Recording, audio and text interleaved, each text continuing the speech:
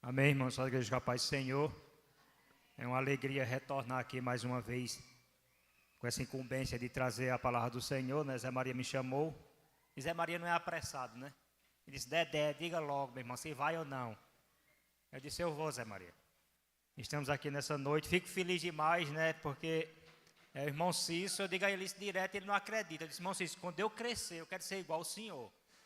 Aí ele não acredita e é verdade.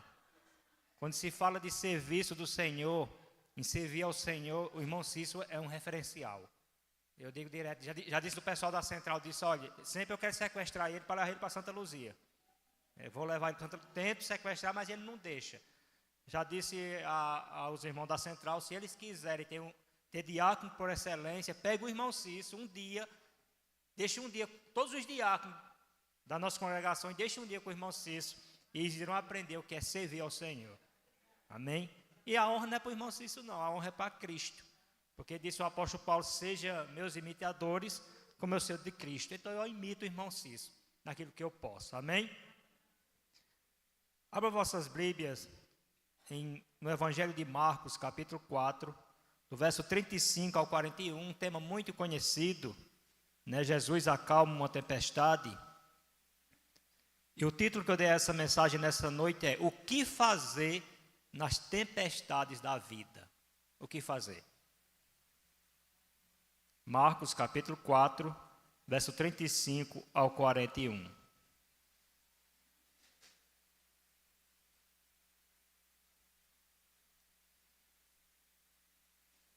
Amém? E como disse o irmão Cício no início do culto, o pastor não está, mas o Supremo Pastor está aqui nessa noite. Fiquei muito feliz de que a igreja esteja com um bom número de pessoas, porque geralmente quando os pastores não estão nas congregações, geralmente as pessoas acham que Jesus não vem. Mas o Supremo Pastor está aqui nessa noite. Aquele que tem pão, aquele que tem água para nos saciar nossa sede e nos alimentar está aqui. Ele é o Senhor. E você não está aqui porque você quer. Você está aqui porque Ele te convocou. Hoje é o dia do Senhor, hoje é o dia da santa convocação.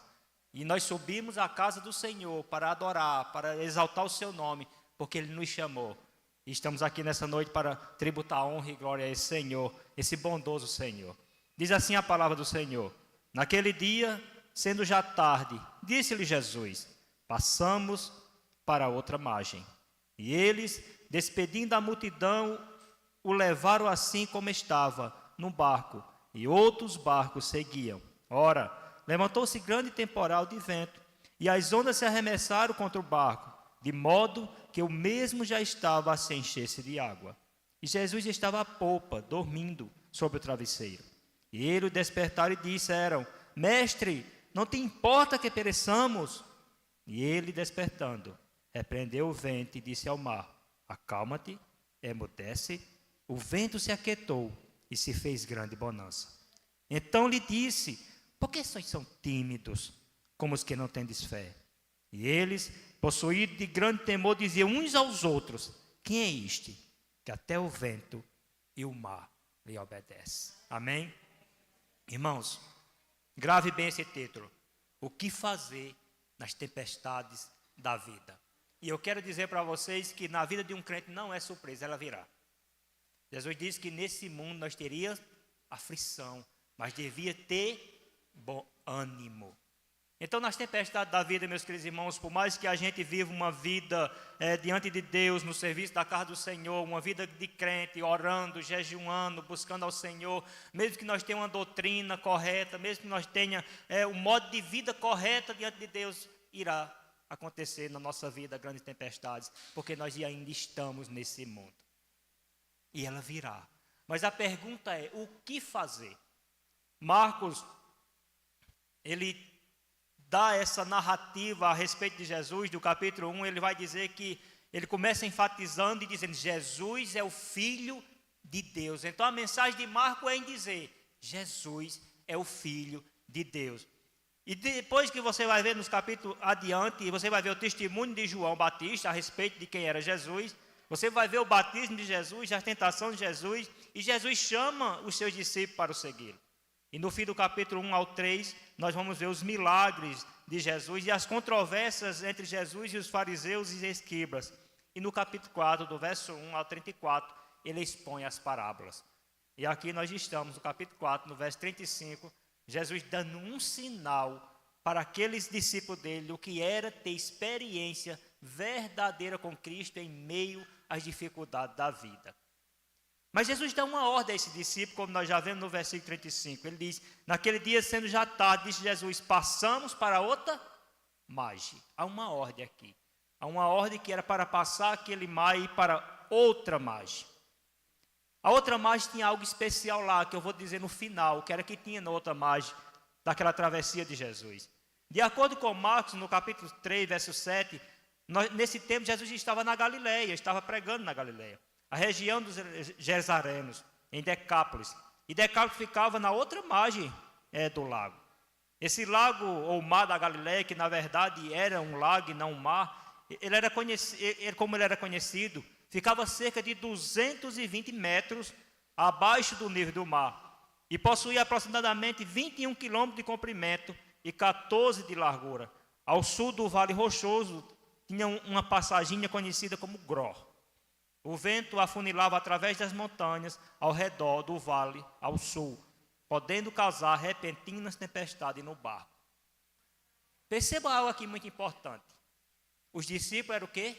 A maioria deles, alguns deles, pescadores. Não era surpresa alguma que durante a travessia do mar da Galileia ou do lago acontecia ventos, que na verdade a gente acha que Jesus está dizendo aqui que foi uma chuva, né, quando nós lemos, mas não, foi um vento que veio fazer com que a água entrasse ao barco. Um vento contrário. E esses discípulos sabiam que nessa passagem de Gró, muitas das vezes acontecia tempestade de vento. Nós como cristãos nessa noite não sabemos que, como Jesus disse, e repetimos e colocamos na nossa mente que no mundo nós teríamos aflição, mas devíamos ter bom ânimo, que Jesus venceu tudo isso. O interessante é que nós falamos e muitas vezes não vivemos, porque estamos falando do problema do irmão. A questão é quando nós estamos a passar por esses vendavais, o que devemos fazer? Quando nós estamos passando, e cada um daqui, se for abrir o microfone para cada um irmão aqui, todo tem experiência de tribulações terríveis, todos temos. E nós sabemos que nesse mundo nós teremos aflições, mas o que fazer?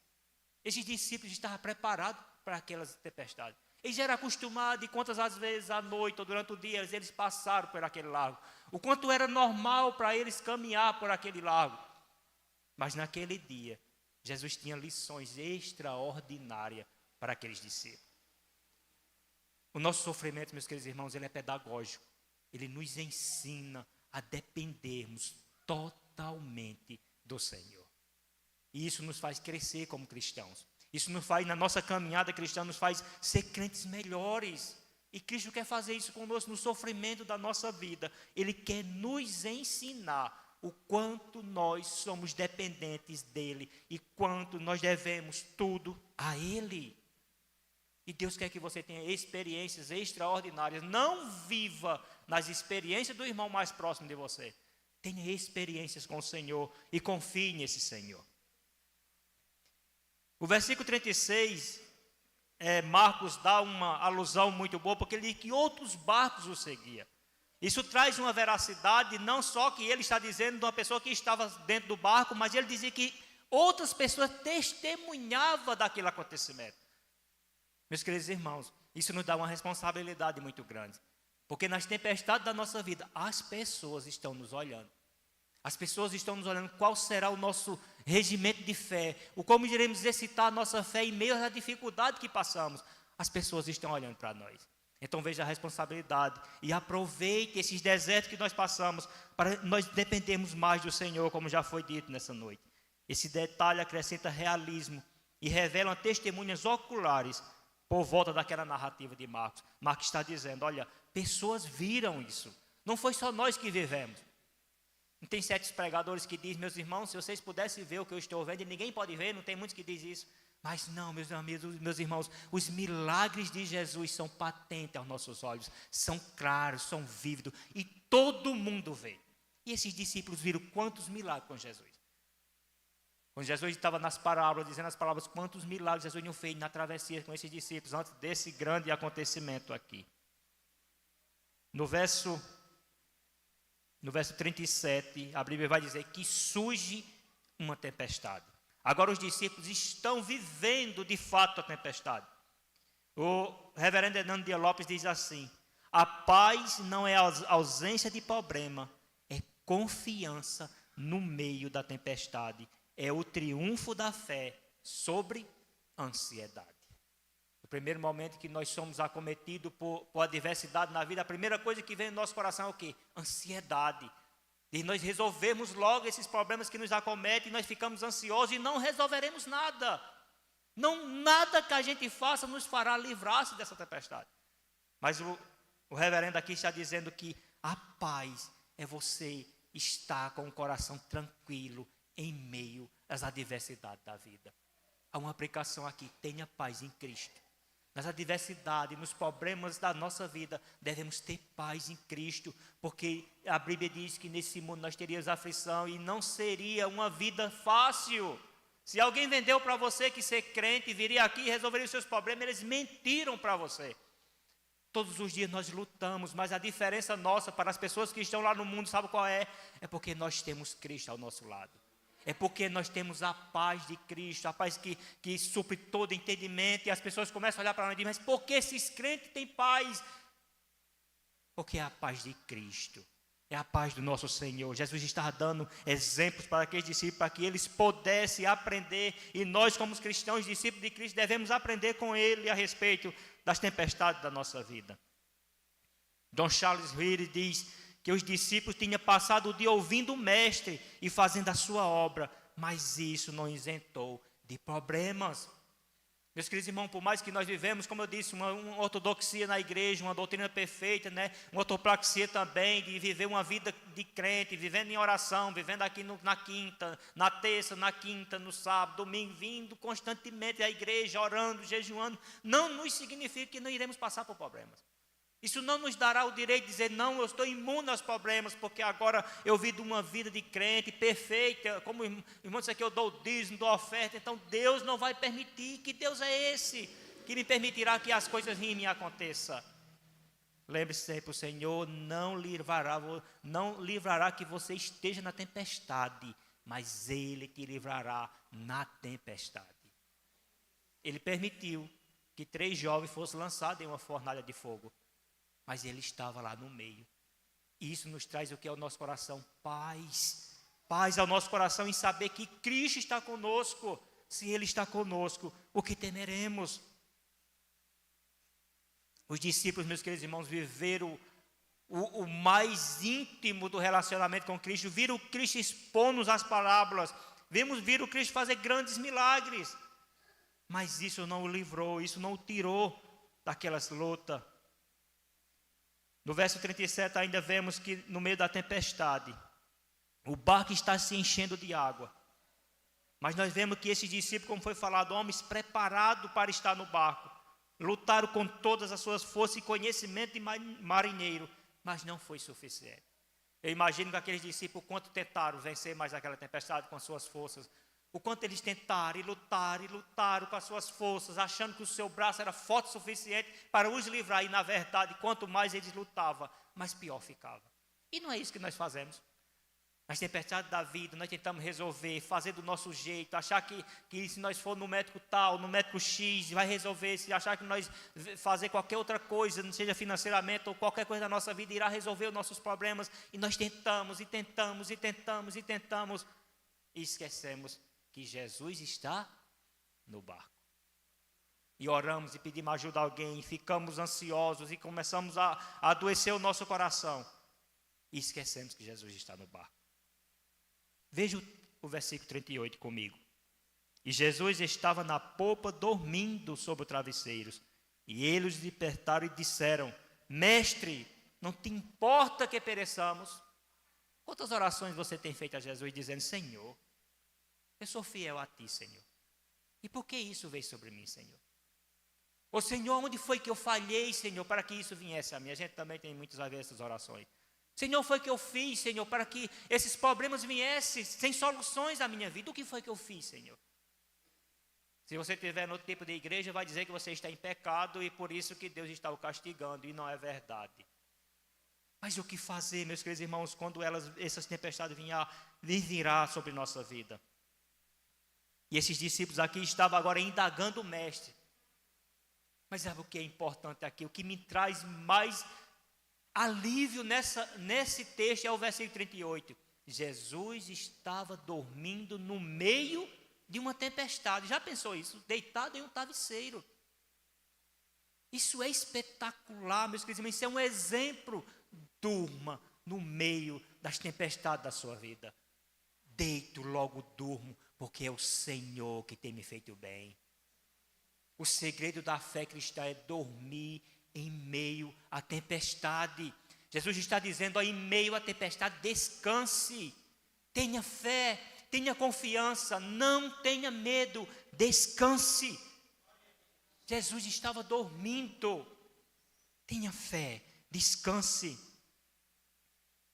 Escuta, o Red diz, Jesus é mais que um mestre, e mais que um realizador de milagres, ele tem autoridade do próprio Deus. Jesus não é um mordomo, meus queridos irmãos, que faz os nossos querer, aquilo que nós pedimos, estralamos o dedo e ele faz. Não, ele é Deus, ele tem controle de tudo. Tudo está no seu controle, a sua vida, a minha vida, está no controle do Senhor. Tudo que nos acontece é por causa da vontade permissiva de Deus. E ele diz que todas as coisas contribuem para o bem daqueles que o amam. E quando nós entendemos isso na palavra do Senhor, isso deixa o nosso coração em paz, porque todas as coisas contribuem. Ou você acha que só contribui quando você está bem? Você acha que você só é crente e quando Jesus só é bom para você quando tudo está tudo bem? Não, meus queridos irmãos, as coisas ruins da nossa vida nos contribuem para que a obra do Senhor seja feita e nós seremos aperfeiçoados no Senhor. É a autoridade do próprio Deus. Por isso que Cristo estava dormindo tranquilamente, porque ele sabia que ele é Deus. E ele tem controle de todas as coisas, ele é o Deus Criador, tudo está no seu controle. Não tenha medo. No verso 39, Jesus é o Senhor do universo e governador da natureza. Foi ele quem fez, tudo está no seu controle. Veja o verso 39. E ele, despertando, repreendeu o vento e o mar e disse, acalma-te, emudece. E o vento se aquietou e se fez grande bonança. Ele é o Deus Criador, tudo está no controle dele. Por isso que Jesus estava dormindo sossegado, porque ele saberia que no momento que ele se levantasse, ele tem poder para acalmar todas as tempestades. E basta uma palavra sua, só basta uma palavra do Senhor para que todas as tempestades da nossa vida venham a ser sanadas e que haja bonança. Lucas 1,37, porque para Deus nada é impossível. O segredo é o que fazer. Verso 38, ele está no seu barco, chame-o com reverência, chame-o com respeito. Não indague, não reclame, porque isso vai provar que você não tem fé. Venha com respeito a ele e diga, mestre, faça-se o teu querer, Senhor. Levanta-te sobre, Senhor, meus problemas, porque eu sei que o Senhor tem poder de sanar todos eles. Essa é a oração de um crente. Os discípulos estão ali, atônicos, com medo, mas ele se levanta e diz, acalma-te. Ele é o Deus Criador. Tudo está no seu controle. João capítulo 1, verso 3 diz, todas as coisas foram feitas por intermédio dele, e sem ele nada do que foi feito se fez. Nada, toda a terra, tudo foi feito pelo Senhor, e tudo está no seu controle. Você está aqui hoje, nós tivemos uma grande tempestade em 2019. Um vírus acometeu o mundo, mas você está aqui nessa noite louvando ao Senhor. Você está aqui nessa noite livre, porque o Senhor te sustentou. Aí você pergunta, mas é daí os irmãos que morreram? E os crentes que morreram, você acha que não morreu crente? O pastor Samuel, nosso pastor da Central, faleceu de Covid-19. Mas e sabe o que é o crente, meus queridos irmãos? Que o morrer é lucro, porque vamos para casa. Vamos para a casa do Pai, porque quando nós colocamos os nossos pensamentos nas coisas desse mundo, as tempestades nos abalam. Porque nós pensamos só nesse mundo, no momento das nossas lutas terrenas. Mas aquilo que o olho não viu, que o ouvido não ouviu, que não desceu ao coração do homem, é o que Deus tem preparado para nós. Apocalipse 21 vai dizer que lá no céu não haverá dor, não haverá tristeza, não haverá luto, porque tudo se passou e eis que tudo se fez novo. Essa é a nossa esperança. Por mais que a nossa carne pereça, mas nosso espírito está livre e volta para casa. Então não tenha medo, tenha fé. A pergunta do discípulo é: não te importa que pereçamos? Sim, ele se importa. Ele quer que aprendamos a confiar nele. Nós precisamos de ventos e tempestades para exercitar a nossa fé, para arrancar o ramo podre da autodependência e nos enraizar mais firme em Cristo Jesus, disse Spurgeon. Nós precisamos, meus queridos, de luta, sabe para quê? Para tirar a altivez do nosso coração, a arrogância do nosso coração, e acharmos que somos alguém. As lutas vêm para mostrarmos que somos totalmente dependentes desse Cristo. E quando nós entendemos isso, meus queridos irmãos, nós caminhamos em fé, em graça, em confiança no Senhor. Adolfo disse: não temos mais Jesus adormecido no rugido da tempestade, mas a tempestade adormecida aos pés do Senhor, que dera a ordem. Ele tem todo o poder para repreender também os problemas que nos atacam e as enfermidades que temos diante da majestade de Jesus. Agora, meus queridos irmãos, não é mais a tempestade que está assolando aos discípulos, porque o Cristo ressurreto está vivo, está acordado, Ele vive. Foi o que o irmão Cícero disse aqui. Sabe por que nós somos vivos, livres do pecado? Porque Ele ressuscitou. E isso deve estar alegremente em nosso coração, em nossa mente todos os dias. Ele ressuscitou e com Ele as primícias. Nós somos cordeiros de Cristo. A nossa terra não é aqui, a nossa terra é no céu.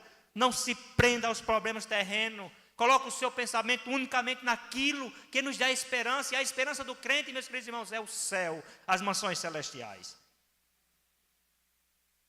No verso 40 ele diz: então lhe disse, por que são assim tão tímidos como os que não têm de fé? A falta de fé nos priva de crer nos milagres de Jesus.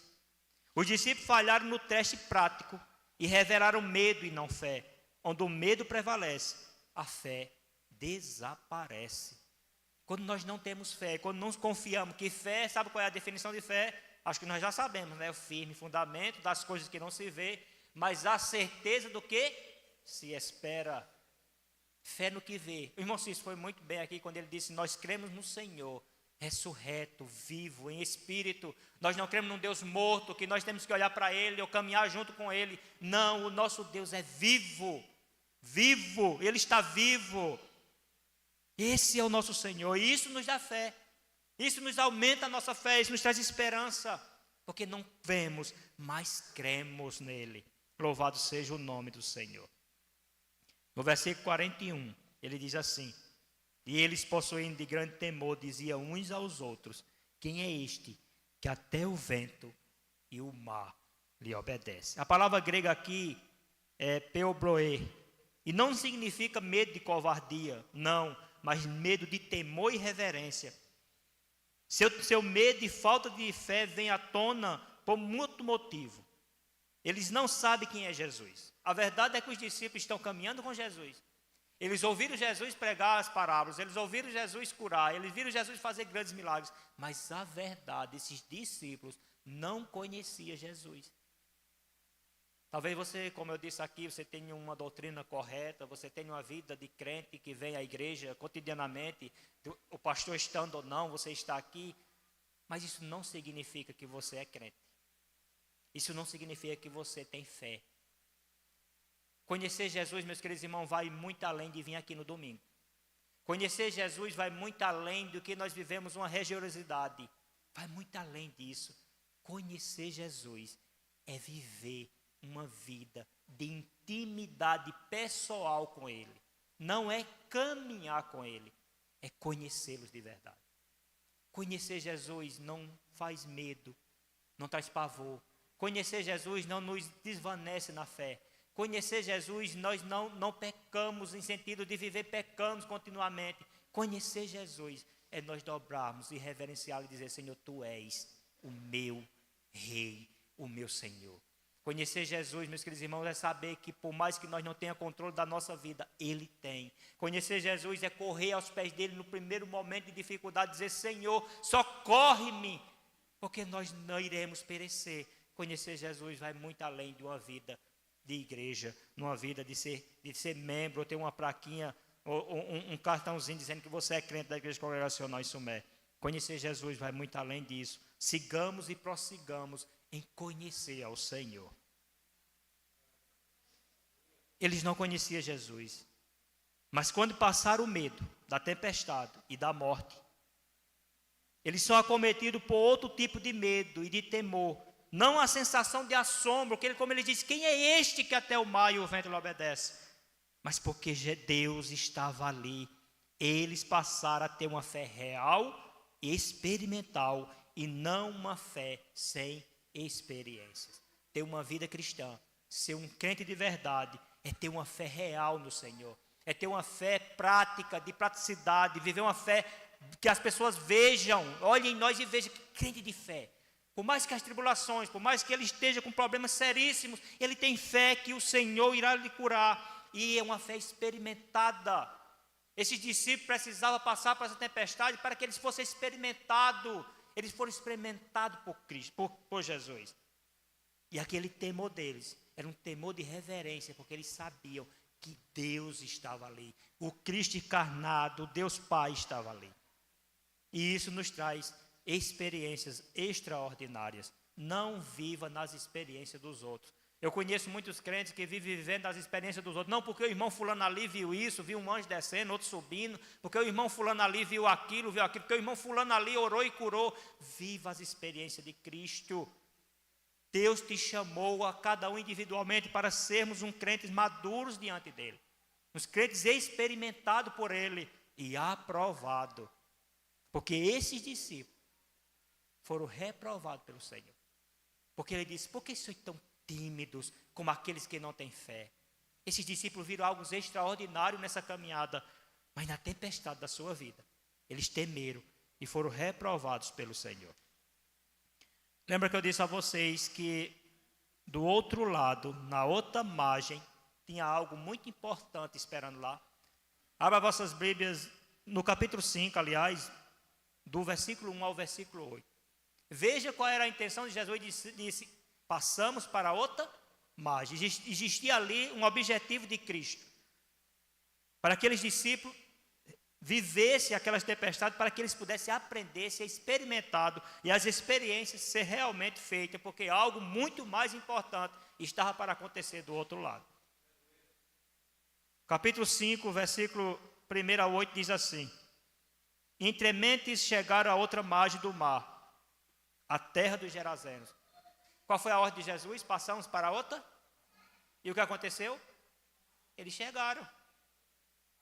Meus queridos irmãos, aquele que começou a boa obra é fiel para completá-la.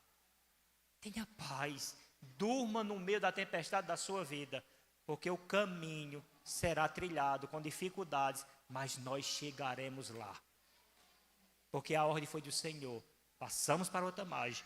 E aqui no capítulo 5 diz que ele, chegando a outra margem, ao desembarcar, logo veio dos sepulcros ao seu encontro um homem possesso de espírito imundo, o qual vivia nos sepulcros, e nem mesmo com cadeias alguém podia prendê-lo. Porque tendo sido muitas vezes preso por grilhões e cadeias, as cadeias foram quebradas por ele, e os grilhões despedaçados, e ninguém podia subjugá-lo. Andava sempre de noite e de dia, clamando por entre os sepulcros e pelos montes, ferindo-se com pedras. Quando de longe viu Jesus, correu e adorou. E exclamando com alta voz: que tenho eu contigo, Jesus, Filho do Deus Altíssimo? Conjuro-te por Deus que não me atormentes. Porque Jesus lhe dissera: espírito imundo, sai deles. Irmãos, A Bíblia foi escrita sobre Cristo. Não foi sobre você. Não foi sobre mim. O reino de Cristo é sobre Cristo, não é sobre você. O problema é que o irmão Cícero disse algo muito interessante aqui, é que as pessoas querem fazer de Deus um Deus mordomo, um Deus que sirva, um Deus que nos cure, um Deus que dê dinheiro financeiro, questões financeiras, nos dê carro, nos dê casa, dê um bom casamento, nos dê saúde e prosperidade. É isso que nós queremos. Mas as Escrituras é sobre Cristo e o reino de Cristo. Se Cristo nos dá problemas, se Cristo nos dá tribulações, é para que nós estejamos aperfeiçoados para cumprir uma ordem do Senhor, que é ir ao mundo e pregai o Evangelho. Existia um dos discípulos que veio tardamente, depois que todos esses passaram, que não caminhou com Jesus durante a Galileia por questões ali, que foi o apóstolo Paulo. Se doou por Cristo. E quando você vai ver a vida de Paulo, Paulo não teve uma vida fácil, de tormento, de tristeza. E um texto muito interessante que muitos irmãos usam é: posso todas as coisas naquele que me fortalece, não é? Mas você já leu antes, um pouco lá em Filipenses, Paulo diz: eu posso estar doente, eu posso estar com fome, eu posso estar nu, eu posso estar passando por dificuldade, mas eu posso todas as coisas naquele que me fortalece. Paulo não está pensando no seu corpo, não está pensando na sua vida, ele está pensando no Senhor. Nós viemos aqui nessa noite, não foi buscar bênção, foi adorá-lo, dizer que Ele é santo, dizer que Ele é o melhor, que Ele é o Rei, que Ele é o Senhor da nossa vida, que sem Ele nós não seria nada. Foi por isso que nós subimos aqui nessa noite. Você não veio buscar aqui uma bênção do Senhor, você aqui não veio ouvir que Deus é o teu mordomo, não, você veio ouvir aqui que Ele é o teu Senhor e o teu Rei. E é por isso que subimos à casa dele para o adorar.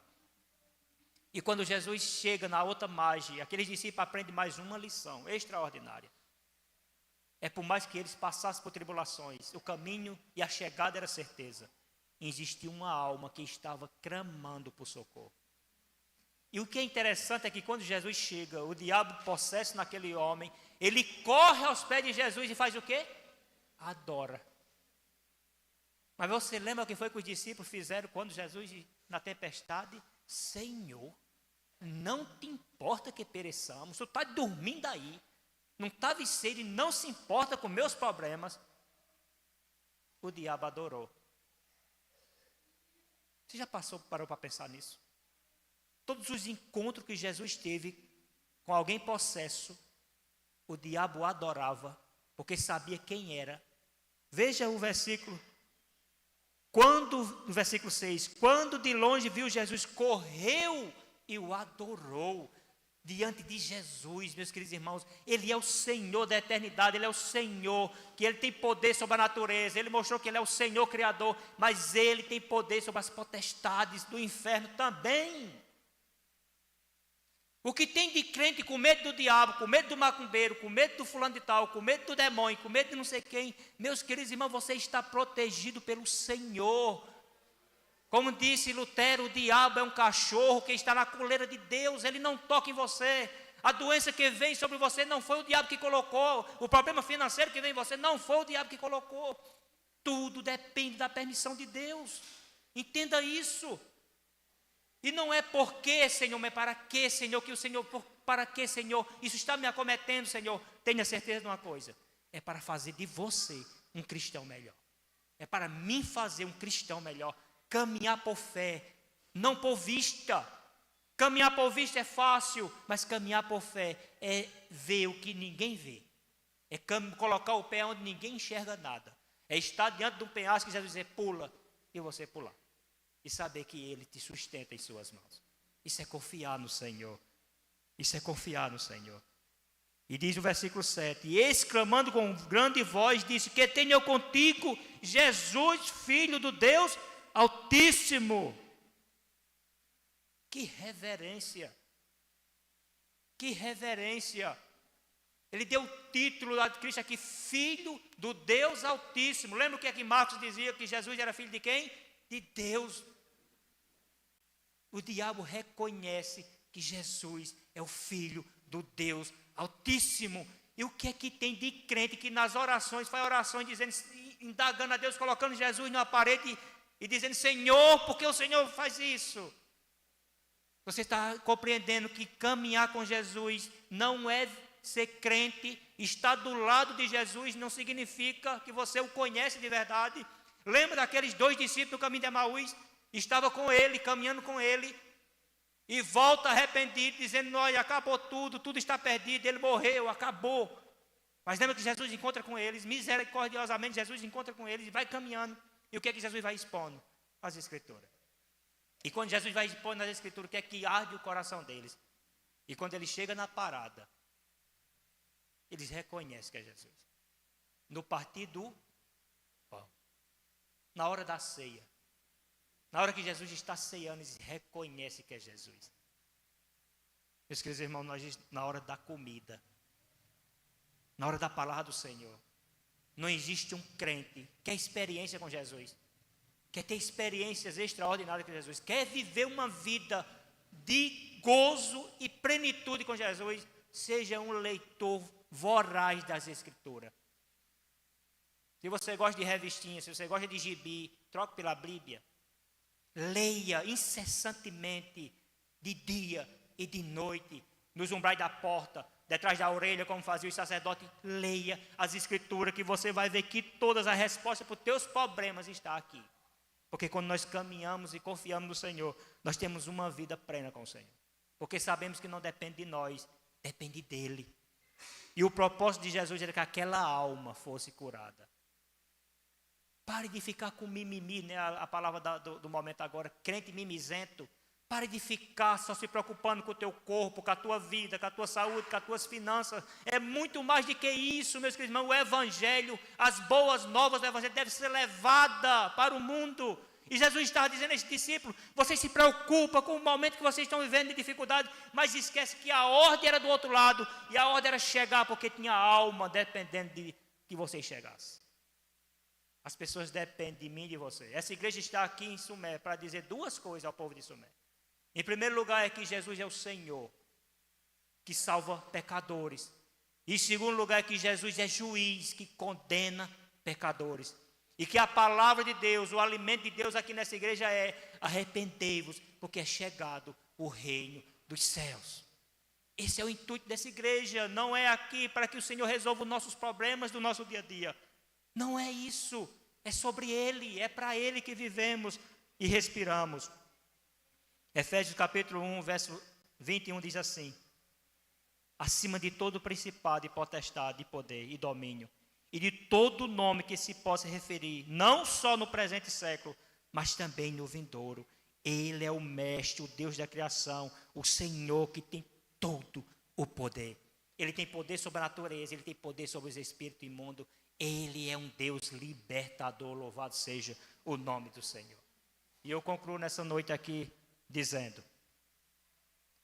a tempestade chegou e com ela veio aprendizados, dores, tristezas, incertezas, mas principalmente evolução.